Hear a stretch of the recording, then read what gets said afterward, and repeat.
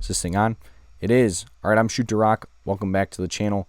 It's March Madness time, so we're going here region by region, giving our picks. Today we're doing the West, so make sure to comment your picks for these games that I'm be going through here quick. Make sure to subscribe to the channel, like the video. If you're on Spotify, make sure to follow the show, rate 5 stars. Also, while you're down there, make sure to check out my bracket challenge. We're doing bracket challenge, like I said, since I hit 50 subscribers, going to be given a $25 gift card to the first place winner here. You just have to be following me on at least 2 platforms, whether that's, YouTube and Spotify, or, socials like Instagram, TikTok, Twitter.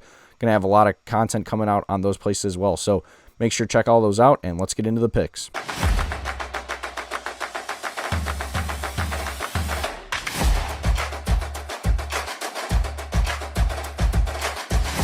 So starting at the top of the bracket on Friday, the number 1 seed, the Arizona Wildcats, Big 12 champions, 32-2 on the year, take on the 16 seed LIU Sharks, who are 24-10, champions of the NEC. This one is at 135 on TNT. So Arizona currently 30.5 point favorites, total set at 150.5. So Arizona, like I mentioned, Big 12 champions here. They win the regular season and the tournament, taking out UCF, Iowa State, and then Houston, a close one in the tournament. They've only lost 2 games all year. They're back-to-back in mid-February. Since then, they haven't lost. LIU, like I said, wins the NEC. They take down Chicago State, Wagner, and then Mercyhurst in the final. They're the 1 seed, and they, like I said, have a really nice season there. So looking here at the leaders for both teams, Braden Berry's leading scorer for Arizona, averaging nearly 16 points per game. Him and Jaden Bradley make the dynamic backcourt duo, as Bradley's leading assist man with nearly 5 assists. Mo Krivas and then Tobey Awaka, as well as Koa Pete, then also fill out the front court. So really good, 1 through 5 this Arizona team is. And, you got guys like Karchenkov, Aristoti, and Anthony Del Orso coming off the bench. For LIU, they're led by Jamal Fuller, who's scoring 16 points per game. Greg Gordon's the leading rebounder with 5. And then Malachi Davis, leading assist man with 3. Jomo Goings also, and Mason Porter Browser are also a guy, or Porter Brown are also guys to watch for this LIU team. So Arizona, they're the 2nd-ranked team on KenPom to LIU's 216th. Looking at the efficiencies here, Arizona's 9th in offense efficiency, 3rd defense to LIU's 244th offense and 200th defense. Arizona likes to play really quick in this one. They're 48th in pace. I think they're really going to get in transition, kind of be able to run all over this LIU team. Obviously, fins up, really fun story here, but, looking at a 30-point spread, I honestly like Arizona to cover that as well as getting the win. Next, we have the 8-9 matchup at 4:10 Eastern Time on TNT on Friday. The 9-seed Utah State Aggies, 28-6 on the year, champions of the Mountain West, take on the 8-seed Villanova Wildcats, who are 24-8. So Villanova not playing some great balls late. They got upset in the first round of the Big East tournament by Georgetown, or the quarterfinals, but their first game. They won their final 2 regular season meetings, but 3-2 down the stretch in the regular season, losing both their games to UConn St. John's, and even close win against Xavier before that. Utah State, surprisingly, the Mountain West is only a 1-bid league this year. They win against New Mexico to win the regular season title in their final game, and then win the Mountain West tournament, taking down UNLV, Nevada, and San Diego State. So Aggies are playing some good ball as of late. The leaders for these teams, Duke Brennan, top player for Villanova. He's their leading rebounder with 10 rebounds per game, as well as Tyler Perkins, another guy to watch. He's their leading scorer with 13 points. And then Asaden Lewis, leading assist man with 5. Devin Askew, another guy that plays a big role for this Villanova team. On the Utah State side, MJ Collins, their leading scorer, averaging over 17 points per game. With then Mason Falsa, best player in the Mountain West, best player on this Utah State team. He's averaging nearly 6 points or 6 rebounds per game. And then Drake Allen's leading assist man with nearly 5. Plus, look out for Carson Templin as another guy to watch for this Utah State team. So looking here on KenPom, these two teams are pretty close. Utah State's 30th on KenPom to Villanova's 33rd. Looking at the efficiencies over on Hazelmetrics, Utah State 37th offense, 46th defense to Villanova's 58th offense and 38th defense. Utah State, the better shooting team, 49% to Villanova's 46%. A little bit of a contrast in pace here. Utah State, not a particularly quick team, but Villanova pretty slow. They're 279th in pace. So looking at the projections here, they both are showing about 1-point games. So I do think this is going to be a close one. As you're seeing here, the spread is 1.5, but I like Utah State more. I know they're the 9 seed, and granted, 9 over an 8 isn't really an upset, but I just think they're playing better basketball as of late. I just really haven't been super impressed with Villanova every time I've watched, them pretty closely here this year. And I just think guys like MJ Collins and Mason Falslev are going to be the best players on this court, even though they're coming from the Mountain West, supposed to the Big East. So give me the Aggies to get the win here and get the cover. Moving on to the 5-12 matchup, we have the High Point Panthers, 30-4 on the year, winners of the Big South, taking on the Wisconsin Badgers, who are 24-10. Currently, Wisconsin is a 9.5-point favorite with a total set at 164.5. This one's at 1:50 Eastern Time on TBS on Thursday. So, Wisconsin falls to Michigan once again. The only team in the Big Ten to beat Michigan this year. They play them tough once again, but lose in the semifinals in the Big Ten championship. The semifinals of the Big Ten championship. High Point, they haven't lost since mid-January when they lost to Winthrop, the second-place team in the league. But they beat Winthrop in the Big South title game back on March 8th. Winning all three of their Big South games pretty handily. I guess Asheville gave them a little bit of a trip, but every other game they won, without much pressure, and they've just kind of been rolling here. So Wisconsin, their leaders, Nick Boyd, scoring 20 points per game as well as 4 assists, and then Nolan Winter, leading rebounder, with 8. But John Blackwell, pairs really well with Boyd there in that backcourt, and then Austin Rapp's another guy to watch out for this Wisconsin team, a big that can really step out and shoot the three. And Braden Carrington's had some good games as well. On the High Point side, Terry Anderson's their leader, 16 points and 6 rebounds. But Rob Martin with 3.7 assists and Owen Aquino are some really good guards for this High Point team. So looking here on KenPom, High Point is the 92nd rated team to Wisconsin's 22nd. And then this is a game that I think is going to be a pretty popular upset pick. I think a lot of people like High Point. They played Purdue, very close last year. They're 34th in pace here on Hazelmetrics. That's really what they're going to want to do in this game, is kind of run, get out and transition. But Wisconsin's a team that, in all honesty, I think can match them. They're the 7th best offensive efficiency to High Point 69th, and then Wisconsin's also better defense, 35th to 119th. So I just don't think High Point really guards at a good enough clip to really be able to slow down this Wisconsin team. Looking at the projections here, we're looking at probably a 14 to 12 point game. So I do think Wisconsin covers this 9.5. Like I said, I think this is going to be a trendy 12-5 upset. And, High Point, their program really trending here in the right direction, but I just don't see it happening. I think Wisconsin's the better team, so I think they cover and get the win. Then moving on to the 4-13 game, we have the Hawaii Rainbow Warriors, 24-8 on the year, champions of the Big West, taking on the 4-seed Arkansas Razorbacks, who are 26-8 on the year, champions of the SEC. This one's at 4:25 Eastern Time on TBS on Thursday. Arkansas currently 15.5 point favorites in this one with a total set at 159.5. So the Razorbacks here, champions of the SEC tournament, taking out Oklahoma, Mississippi, and Vanderbilt. Did not have to play Florida, a team that beat them pretty badly back on February 28th, but they've won 5 straight games since then. Hawaii, the 2 seed in the Big West, and they beat Cal State Fullerton and then UC Irvine in the finals to win the Big West tournament championship. So the leaders for these teams, it's Darius Akel for Arkansas, scoring 22, nearly 23 points per game with 6 assists.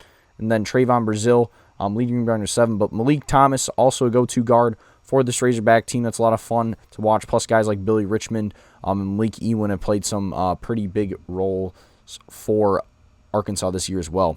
On the Hawaii side, Isaac Johnson is their leading scorer with 14 points per game. Dre Bullock, leading rebounder, with 6. And then Hunter Erickson, the leading assist man, with nearly 4 for this Hawaii squad.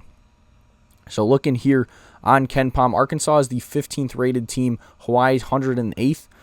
So looking at the efficiencies, Arkansas is the 6th most efficient offense, 37th defense to Hawaii's 162nd offense, 79th defense. Arkansas shoots 39% from 3 to Hawaii's 31%. Both these teams play fast. Arkansas, the faster team, 36th in pace to 89th from Hawaii. Looking at the spread or the projections for this one, both of them, both Torvik and Haslam, have it being Arkansas winning by around 16 to 18 points.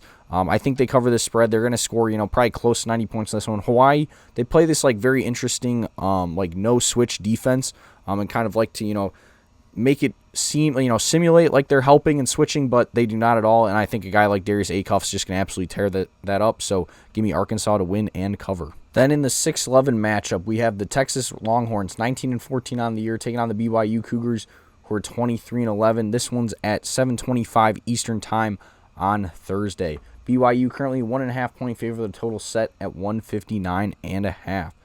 So both these teams not playing the greatest basketball here as of late. BYU, they lost 4 of their final 6 regular season games. Granted, did avenge that West Virginia loss by beating them in the Big 12 second round. So they won their first 2 Big 12 games, but then lost to Houston in the quarterfinals. Texas, they lost their final 2 regular season games, got upset in the first round by Ole Miss, second round, but their first game, but finally back in the win column after beating NC State 68-66 in the first 4 here on Tuesday night. So the leaders for these teams, obviously for BYU, it's AJ DeBanza, the guy that's going to be the number 1 overall pick in this upcoming draft, scoring 25 points per game. And then their second best player, Rob Wright, he's their leading assist man with 4. Keba Keita also plays a big role. He's their big man, scoring 7 points per game. Kadeem Moop and Kennard Davis have been playing really well as well lately for this BYU team. So those are some names to watch out for now that Richie Saunders has been out for the year. On the Texas side, they're led by Dalen Swain. He's averaging 17 points per game, 7 rebounds, and 3 assists. So leader in every category. But Matas Volkiaitis, the go-to big man, and Tremont Mark was the one that hit the game-winning shot for Texas against NC State here. So he's a guy that can kind of get hot. Same thing with Jordan Pope on this Texas side. So looking at the KenPom ratings, BYU is 23rd on KenPom to Texas is 37th. BYU 19th offense efficiency, 54th defense. Texas is 20th offense and 106th defense. So both these teams very good offensively. Texas actually shoots the ball better, 49% to BYU's 48%, and then 36% from 3 to BYU's 35%. So that could be an interesting thing there. Granted, BYU, they're going to like to play quick. They're 62nd in pace. They're going to want to get out in transition here, run Texas up and down the court, especially, a game where, Texas just came off of their playing. Now 2 days later, BYU is going to be more well-rested. So looking at projections here, it has BYU winning by, like I said, 82-79 here on Haslam, and then 84-82 on Torvik. So it's going to be a close game, for a 6-11 game, right around that, 2-point spread there, which honestly could go either way. I'm tempted to pick Texas, but I think the safer pick here is BYU. I just think having the best player on the floor in AJ DeBanza matters in a game like this, in a tournament setting. So give me the Cougars to win, and when it's 2.5, might as well just take them to cover. Then next, we have 3-seed Gonzaga, 30-3 on the year, WCC champions, taking on the 14-seed Kennesaw State, who's 21-13, champions of the Conference USA. This one's at 10 Eastern time on TBS on Thursday. So Gonzaga wins the WCC in their final year, taking out Oregon State and Santa Clara in the tournament. They did lose their final regular season game to St. Mary's, but before then had won 6 straight. And they're playing some pretty good basketball right now. Granted, do have that loss to Michigan where they got their breaks blown off early in the season, but I feel like they've definitely been playing better as of late. On the Kennesaw State side, they beat Louisiana Tech in the championship 71-60. They actually lost their final 2 regular season games, but had won 4 straight before that. However, did get a little bit lucky here, not having to take on Liberty in the CUSA championship game there. So for Gonzaga, their leaders, Graham Ekes averaging 19 points per game with nearly 8 rebounds, and then Braden Huff, another go-to guy for them, as well as then Braden Smith, not that Braden Smith, he's their leading assist man with nearly 4, plus Mario St. Cypri, another guy to watch for Gonzaga. Gonzaga's, really, really heavy here with guards to go with Graham Eke there in the front court. For Kennesaw State, their leaders R.J. Johnson scoring nearly 15 points per game with 4 assists, and then Franquan Sherman's their leading rebounder with 8. Amir Taylor is also a player that's been playing really well for the Owls, so make sure to keep your eye out for him. So Gonzaga, they're the 10th rated team here in KenPom to Kennesaw State's 162nd. Gonzaga is the 39th offensive efficiency and 6th defense to Kennesaw State's 148 and 204. Both these teams like to play fast. Kennesaw State very fast. They're 25th in pace according to Haslametrics. Gonzaga is 97th. And then 19th in pace on KenPom. So very fast team there for Kennesaw State, but Gonzaga, like you're seeing here, is a team that can kind of stick with that strategy. All the projections I'm looking at have it being right around that 20 points. This was one off the bat I thought that maybe Kennesaw State can maybe sneak in, but the more I've kind of looked into it, I don't really think so. So give me Gonzaga to win there. And, I'll go Kennesaw to cover, but I do think Gonzaga, wins by double digits for sure. Then rounding out the region, first the 2-15 matchup where Big Ten tournament champion Purdue Boilermakers 27-8 on the year take on the Queen's University at Charlotte Royals, champions of the ASUN, who are 21-13. This one's at 7:35 Eastern Time on True TV on Friday. Purdue currently a 25.5 point favorite with a total set at 163.5. So These two teams, like I said, both won their conference tournaments. Purdue was the 7th seed in the Big Ten, but goes on the run, taking out Northwestern, Nebraska, UCLA, and then a Michigan team that beat them pretty badly in their own building. So nice run there for Purdue after they lost 3 of their final 4 games to close out the regular season.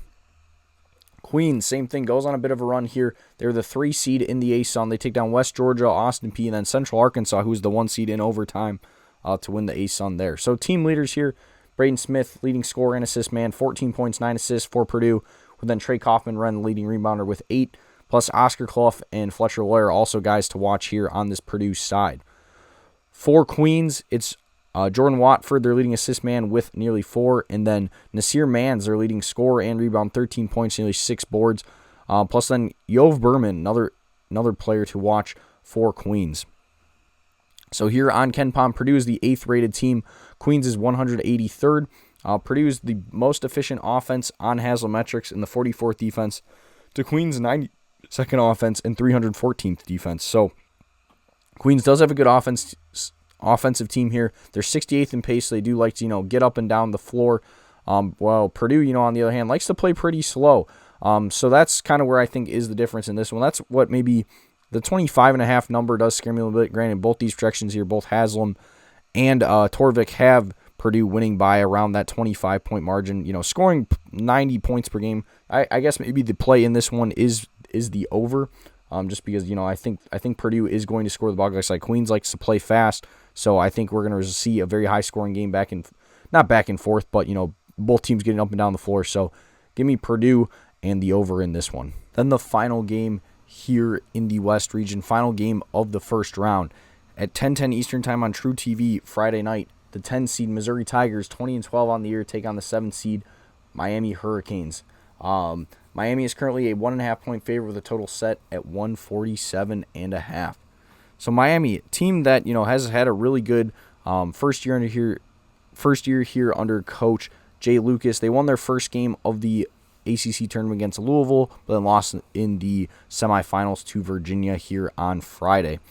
On the Missouri side, not playing great ball as of late. They did lose to Kentucky in their first SEC tournament game, as well as losing their last 2 games of the regular season. Before then, been playing pretty well, but definitely slumping a little bit here as of late. Team leader-wise, Malik Renew, leading scorer for Miami. Ernest Uday Jr., leading rebounder, with 9, and then Trey Donaldson, leading assist man, with nearly 6.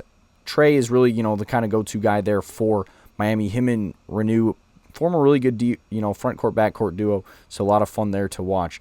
On the Missouri side, Mark Mitchell, leader in every category, 18 points, 5 rebounds, 3 assists.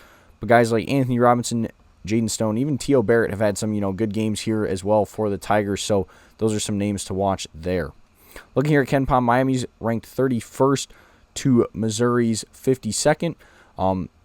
Missouri is the 41st offense efficiency, 65th defense to Miami's 34th offense, and 47 defense. So they have both the better units on both sides. Missouri's 259th in pace to Miami's 211. So both, pretty slow teams here. Looking at the projections, we're looking at a pretty close one in this one. Both of them have Miami winning by a point or 2. And that's kind of what I'm thinking in this one. This game is in St. Louis, so maybe could be a bit of a home crowd for the Tigers there, but I'm really not too concerned about it. I just do think, Donaldson, Renew are the best players on the court. And, Mark Mitchell, I think, could give Renew a fight, but I just don't really think that Missouri has the guards to stick with Donaldson in, this kind of more methodical, slow-tempo game. So for that reason, I am going to go with the Hurricanes to get the win there. Then looking here at the odds to win the West, Arizona the favorite at -145 with Purdue +40, Gonzaga +1,000, Arkansas is +900, Wisconsin 1,700.